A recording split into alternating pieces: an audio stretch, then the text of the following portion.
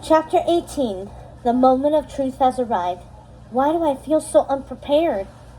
The magic wand shook violently and shot off a wild display of sparks. It bucked and sent a fierce bolt of lightning that cracked through one of the cathedral's stained glass windows. The bolt sizzled through the air and exploded as it hit and broke the magic barrier of the Isle of the Lost. Maleficent's house rumbled. Fairy Godmother was wide-eyed. "Child, what are you doing?" she cried. But it wasn't Mal who brandished the wand. It was Jane. Jane shouted, "If you won't make me beautiful, I'll do it myself."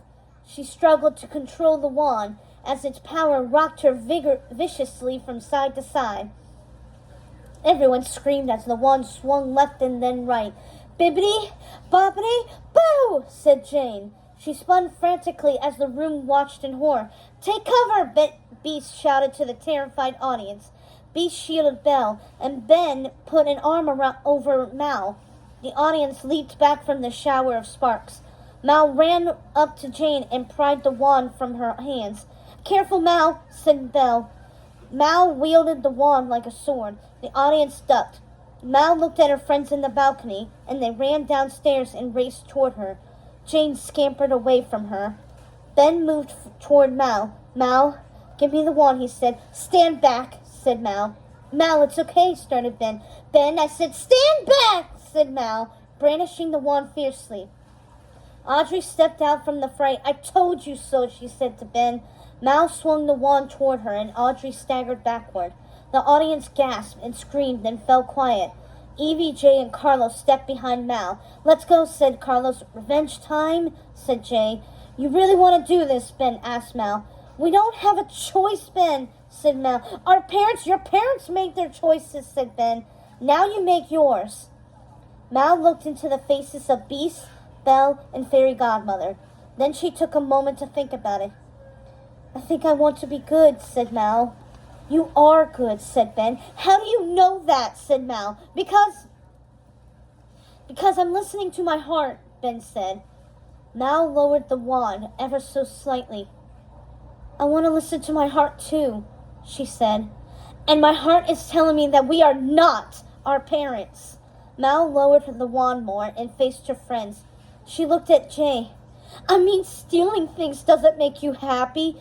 Tourney and victory pizza with the team makes you happy." Jay smiled. She looked at Carlos. "And you, scratching dude's belly makes you happy. Who would have thought?" She giggled. She looked at Evie. "And Evie, you do not have to play dumb to get a guy. You are so smart." Evie laughed, nodding, and shed happy tears. Mal said, "And I don't want to take over the world with evil. I want to go to school and be with Ben." She turned to look at him. "Because Ben makes me really happy."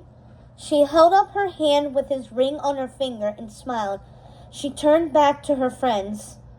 "Us being friends makes me really happy. Not destroying things." Evie, Jay, and Carlos nodded at her. "I choose good, you guys." She put her hand out. "I choose good too," said Jay, joining her fist with his. Evie put her fist next to Jay's. "I choose good," she said, smiling. Carlos took a deep breath. "So, just to be clear, we don't have to be worried about how really mad our parents will be, because they're going to be really, really mad."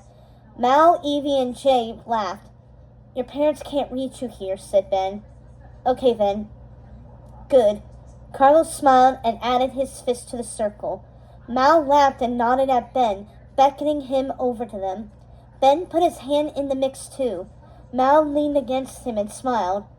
Then, the sound of a window shattering caused everyone to gasp. A green, glowing orb floated down from the broken window and landed beside Mal and her friends. In a flash of lightning and a roll of thunder, Maleficent appeared.